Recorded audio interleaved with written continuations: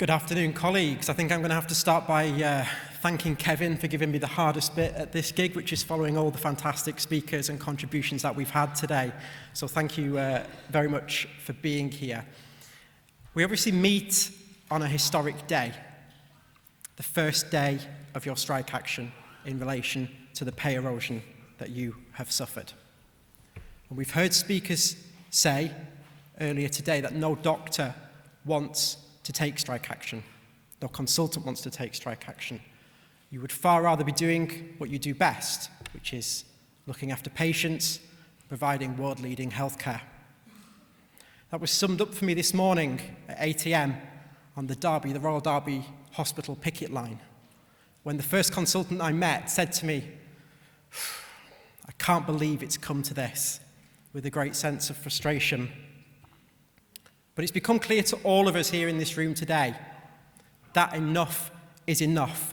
We cannot carry on with where we have got to. Over the last 15 years, you have suffered an over 35% real terms pay cut. A level of real terms pay cut that no worker, no group of workers, and no profession should ever have to suffer, particularly in what is the 6th largest economy in the world.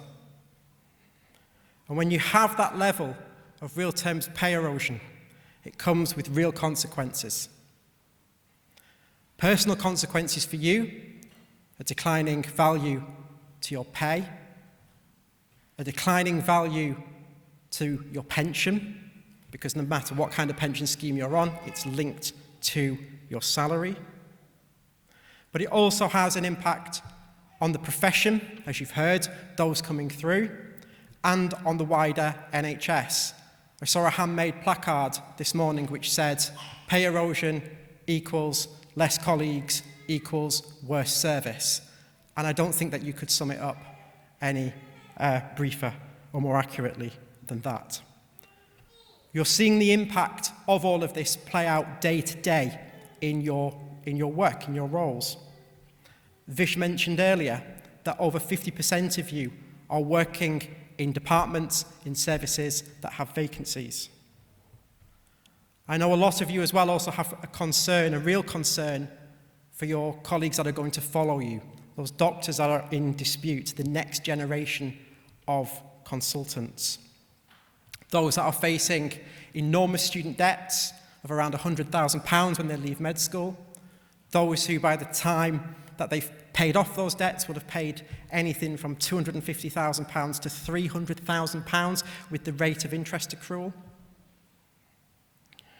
What you want to do is you want to leave both the profession and the NHS in a better state than you found it. And that's why you have provided us with such a clear mandate. 86% of you that voted in favour of industrial action on a 71% turnout. Absolutely enormous numbers for trade union ballots, and you deserve every credit for delivering that result. Many of you will have played a role in this in your workplace with your colleagues, encouraging them to vote and make sure that we heard their voice.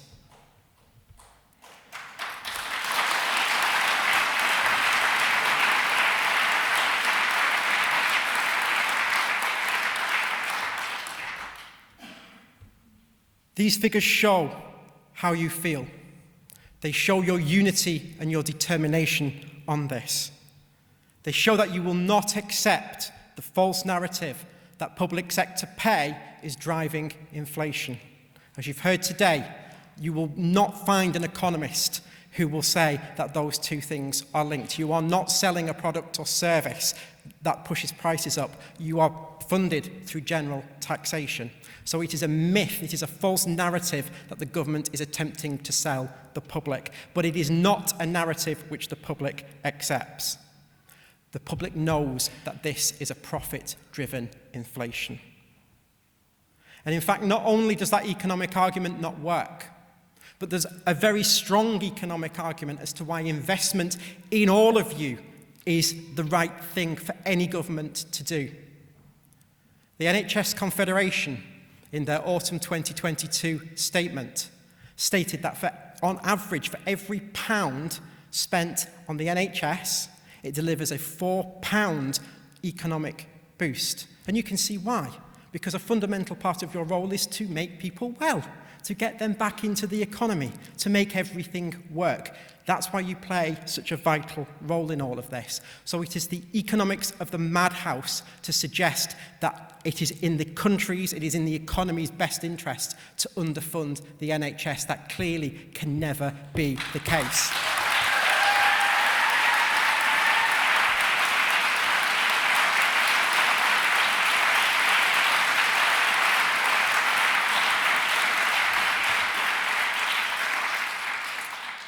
But colleagues, how has this government responded to your strength of feeling, to such a clear mandate that you have presented to the BMA?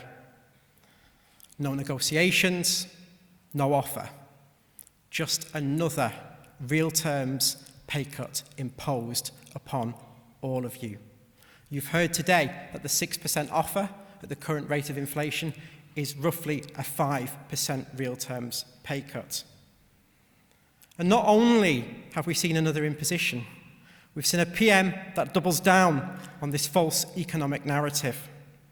He's made it clear that that is the final offer, it's an imposition, but he's also said that no amount of strike action will change that number. Well, colleagues, I say to all of you, he will soon see that that will not be the case.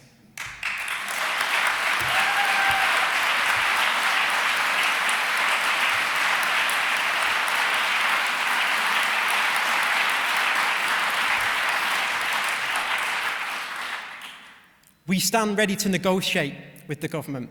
You've heard that the Secretary of State has met us once in 7 months when it comes to consultants' pay.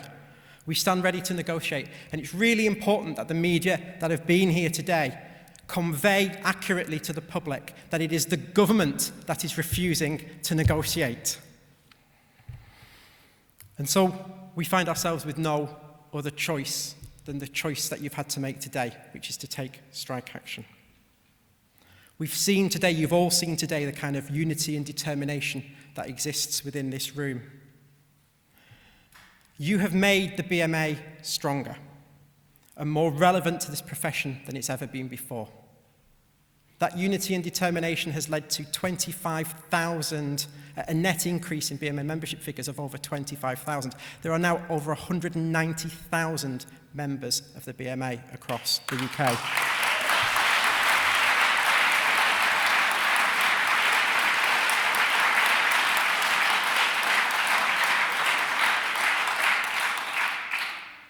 But now we have to focus on what comes moving forwards. We are at the start of what could be a long dispute. This will not be won by 2 days, by 48 hours of action. And so my appeal to you today is a simple one. It's for you to believe in your collective strength, for you to maintain these levels of unity and determination. And if you do so moving forwards over the months that will come, you have my word that we will win this dispute. Thank you.